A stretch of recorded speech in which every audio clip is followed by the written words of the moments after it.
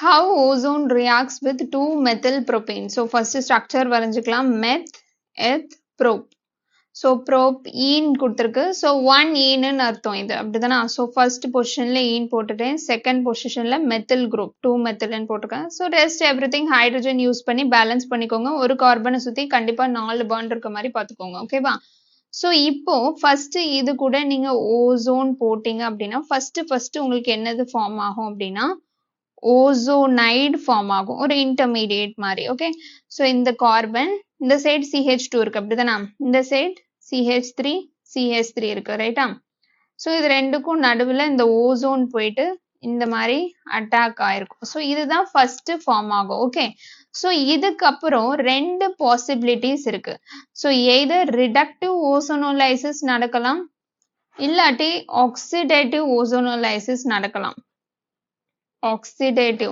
So reductive அப்படின்னா என்னென்ன ரீஏஜென்ட்லாம் இருக்கும் அப்படின்னா ozone in the presence of zinc H2O, இல்லாட்டி ozone in the presence of dimethyl sulphide.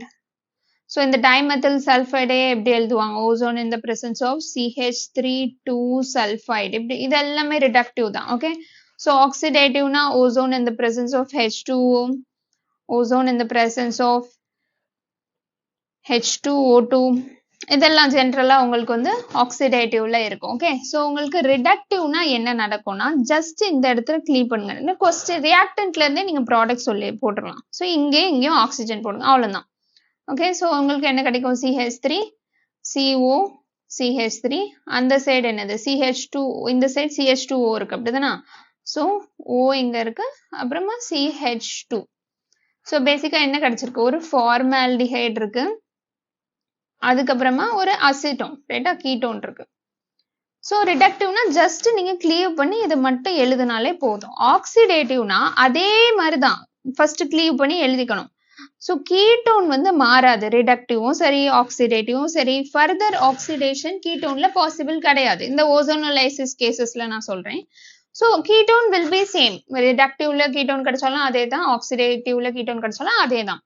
But then இந்த மாதிரி ஆல்டிஹைட் அந்த மாதிரி கிடைச்சிச்சுன்னா ஃபர்தரா அது ஆக்சிடைஸ் ஆகி ஆசிடா மாறும். ஓகேவா? ஸோ இந்த ஃபார்மால்டிஹைட்ல ஸோ இதுதான் ஆல்ரெடி கிடைச்சது அப்படிதானா, ஃபார்மால்டிஹைட். அதுல எக்ஸ்ட்ரா ஆக்சிடேஷன்னா பேசிக்கா ஒரு ஆக்சிஜனை ஆட் பண்ணுங்க. ஓகே, நான் இதுல ஒரு ஆக்சிஜன் ஆட் பண்ணியிருக்கேன்ல. இப்போ இது என்னது உங்களுக்கு வந்து, இது வந்து ஃபார்மிக் ஆசிட். இதுவும் கிடைக்காது, ஏன்னா இதுவும் ஃபர்தரா ஆக்சிடைஸ் ஆகி இன்னொரு ஆக்சிஜனை நான் ஆட் பண்றேன்னு வச்சுக்கோங்க. ஸோ பேசிக்கா ஆக்சிடேஷன் அண்ட் இது கெயின் ஆஃப் ஆக்சிஜன். ஸோ இப்போ இதுல CO2 and H2O ரிலீஸ் ஆகும். So CO2 plus H2O. So பேசிக்கா ப்ராடக்ட்னு உங்களுக்கு ஆக்சிடேட்டிவ்ல கிடைக்கிறது இந்த கீட்டோன் கிடைக்கும், அதுக்கப்புறம் இந்த CO2 H2O கிடைக்கும். இடையில உள்ள இந்த ஃபார்மால்டிஹைட் ஃபார்மிக் ஆசிட் அது எதுவுமே கிடைக்காது. CO2 H2O கீட்டோன், அவ்வளவுதான். இதே இது ரிடக்டிவ்னா நீங்க எதுவுமே பண்ண வேண்டாம், ஜஸ்ட் கிளீவ் பண்ணி ரெண்டு சைடும் ஆக்சிஜன் போட்டு ப்ராடக்ட் எழுதிருங்க, அவ்வளவுதான். ஆக்சிடேட்டிவ்னா ஃபர்தர் ஆக்சிடேஷன் பாசிபிளான்னு செக் பண்ணுங்க, அவ்வளவுதான். தேங்க்யூ.